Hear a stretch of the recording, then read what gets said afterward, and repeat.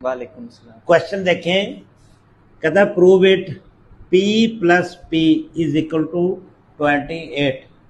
तो इसको बहुत ही आसान तरीका है, मैथ आप लोग पढ़े ही है और मैथ ही मैं सिखाता हूँ। सबसे पहले क्या करेंगे, इसमें से जो 1 है ये वाला अलग कर रहे हैं और जो इसका 0 है वो अलग कर रहे हैं, ये वाला हेड, ठीक है।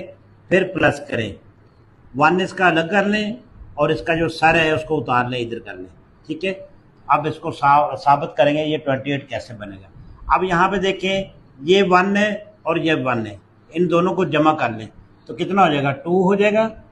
अब ये वाले जो दो इसके सर हमने उतारे थे, इनको हमने क्या करना है, इनको भी हमने प्लस कर लेना है। इनको ये वाला जो है ये उठाकर हम यहाँ ले आएंगे, ये हो जाएगा यहाँ पे।